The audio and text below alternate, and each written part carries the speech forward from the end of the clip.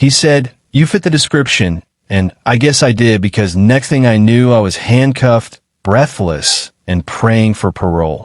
Like and subscribe if you run in with the law got a little intimate. It was just past 10 p.m. I was driving home from a friend's place, worn out from laughter and too many games of FIFA. The roads were quiet, only the soft hum of tires on asphalt and the occasional flicker of a passing streetlight keeping me company.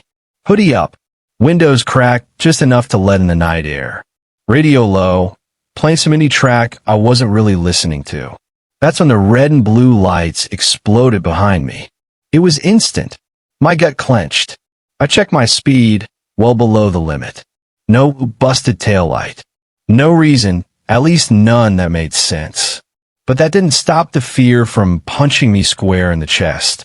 I pulled over slowly, turned off the engine, and rolled down the window. My hand stayed in clear view, gripping the wheel tightly.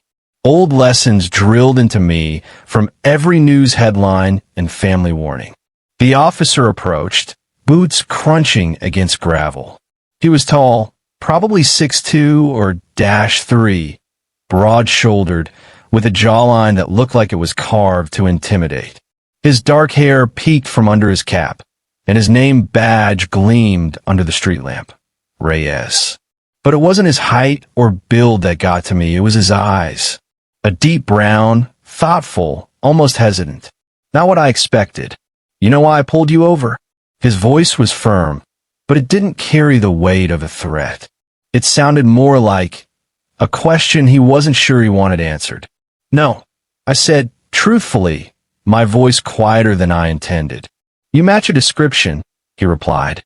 That could have meant anything. Or nothing. I wanted to ask, "What description?" But something about his expression stopped me.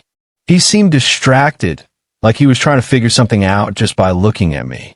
He held my gaze a moment too long. Long enough for the air to change between us. It wasn't the cold tension I expected from a late-night stop. It was something else. Curious. Tentative. Almost like he recognized me, or wanted to. I could feel it. The electric thrum of something unspoken.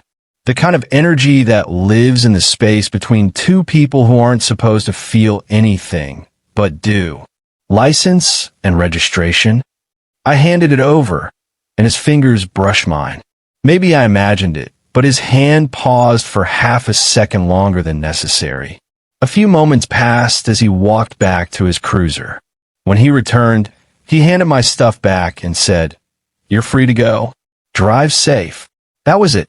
No ticket, no warning, just those eyes lingering on me one more time before he turned and disappeared into the darkness. I drove off, heart pounding, unsure of what had just happened, but I couldn't stop thinking about him. Not for hours, and definitely not that night. And it did. 3 days later, same route, same car, same hoodie, and the same officer, Reyes. But this time, there was no flashing red and blue, no siren, no abrupt pull to the shoulder. He just followed, like a shadow, a presence just out of reach. I glanced in my rearview mirror more times than I should have. He kept his distance, headlights steady. I turned into the gas station near my building, half expecting him to keep going. He didn't. He pulled in right after me and parked at the far end.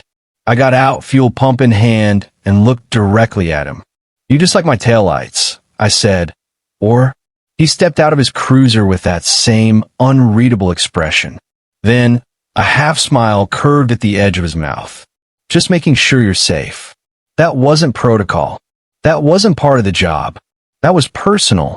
He could have left it at that. Should have. But he kept doing it.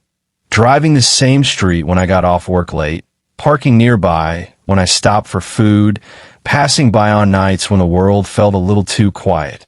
Always close. Never close enough. And I let him. It became a rhythm neither of us spoke about. A strange silent check-in. Until one night, instead of tailing me, he pulled up beside me at a diner parking lot. I was sitting on the hood of my car with a coffee and 1,000 thoughts. He killed the engine and got out slowly, like he was bracing for impact. "You want to talk?" he asked. I stared at him, heart hammering harder than I wanted to admit. "I want the truth." He took a deep breath. That mask he wore so well, the uniform calm, the guarded stance, it slipped. "I'm not supposed to want this," he said, voice low, like he was confessing to a sin. "But I do." My throat tightened. "I've kept everything locked down my whole life," he continued, eyes flicking to mine and then away. "The job, the town, my family, they all expect one version of me. But that night, when I saw you, I felt seen, and scared the hell out of me. I stepped closer, just enough to feel the tension between us, to taste the honesty in the air.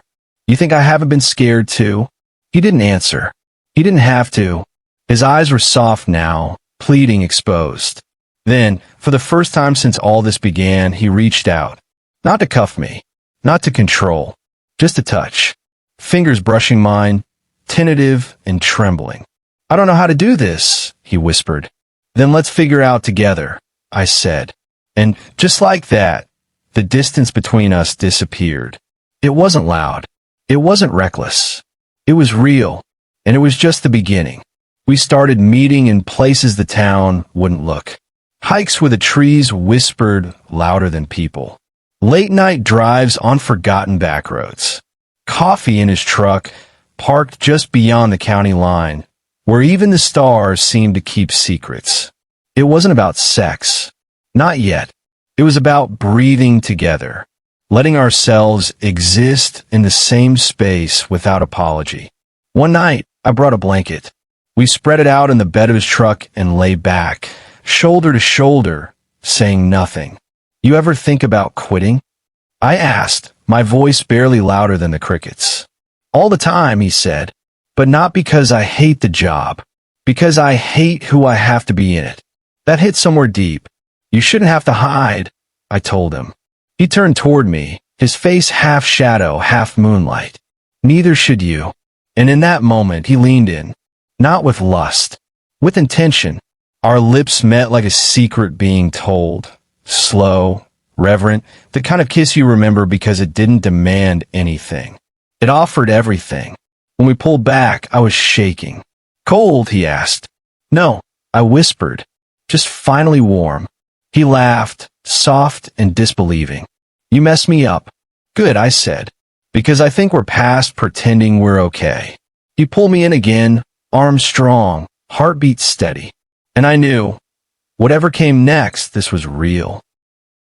Not just a phase, not just a ride along, but the beginning of something he never thought he'd have, and something I never thought I'd be trusted to keep. And somewhere in the hush between kisses and stargazing, I realized I wasn't afraid anymore. I thought hiding would be easy, but secrets weigh more than guns. Every glance from his fellow officers became a threat. Every shift a risk. Then someone left a note on his locker. "Your boy better watch his back." We stopped meeting for a while, but silence only made the ache louder, until I showed up at his apartment, drenched from rain, and said, "You can be scared, but don't shut me out." He pulled me in. This time we kissed, and I swear, it felt like breathing after being underwater for too long. After that night, everything changed. We didn't talk about the note. We didn't talk about fear. We just existed in each other's space, like it was the only place we could finally exhale. Reyes cooked for me. I'd sit on the kitchen counter, dripping rain onto the tile, while he stirred pasta like it was a ritual, not a recipe. He'd glance up and smile like he couldn't believe I was real.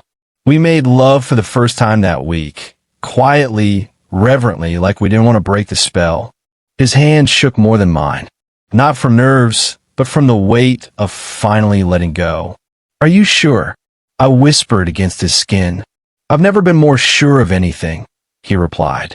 But the world outside his apartment walls didn't stop. Whispers floated through the station. People stared longer. Someone even keyed his patrol car. "They know," he said one night, staring at his reflection in the dark window, not at me. "Or they think they do, and that's enough." I walked up behind him, wrapped my arms around his waist. You don't owe them your soul, Reyes. You gave them your silence. Isn't that enough? He turned, eyes full of something that looked like surrender. What if they make me choose? Then choose right, I said. Choose us. That night, he unlocked the drawer where he kept his service weapon and badge, closed it, walked back to me, and said, I'm not giving them another inch of myself I haven't already bled. I didn't know what that meant yet, but I knew it meant he wasn't going to hide anymore. And I love him more for it. Not because he was fearless, but because he wasn't. The days that followed were strange. Quieter. The world didn't fall apart, but it felt paused. Like everything was waiting for us to decide what came next. Reyes slept in late for the first time in years. No more 4 a.m. alarms. No more clipped radio calls. Just the sound of him breathing beside me, his arm heavy around my waist. You okay? I asked one morning, my fingers tracing the curve of his jaw. He nodded, but it took him a while to speak. I missed the job, but not the part that made me lie. I understood. He hadn't just lost a career. He'd lost a shield, a piece of identity that had protected him from being fully seen. Now all that was left was him. And me. We made new routines. Late night grocery runs. Long drives with no destination. He'd rest his hand on my knee while I drove, eyes closed, like trust had finally found a home in his chest. But the outside world hadn't changed. A few officers reached out, quiet messages of support, whispered apologies. But others? Cold shoulders. Online forums. A grainy photo of us walking out of a bar together, posted on a local gossip site with the headline, Disgraced Cop Plays House with Civilian Boyfriend. Reyes laughed when he saw it. Boyfriend, he repeated amused. That what we're calling this? I shrugged. Unless you want something else. He went silent, then pulled out the drawer beside the bed. I assumed he was reaching for socks or a charger. But instead, he turned to me with a small, velvet box. I stared. Reyes, he opened it. Simple band. Nothing flashy. Just solid like him. You made me lose the fear, he said. I think I could spend the rest of my life thanking you for that. My heart thudded so hard it echoed in my ears.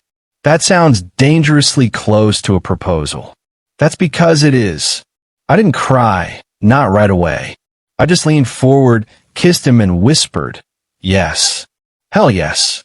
There were no fireworks, no witnesses, just the creak of the old bed frame and the soft hum of rain against the window. But it was the realest moment of my life. Love didn't make him weaker. It made him free. And me? I didn't just fall for a man who once wore a badge. I stayed for the one who finally let go of everything but us. We left town for a while. No rear view mirrors. Just the open road. He didn't have his badge. I didn't have the fear anymore. We had each other. In motel rooms and sunrise gas stations. In long conversations and even longer silences filled with peace. Eventually, we returned.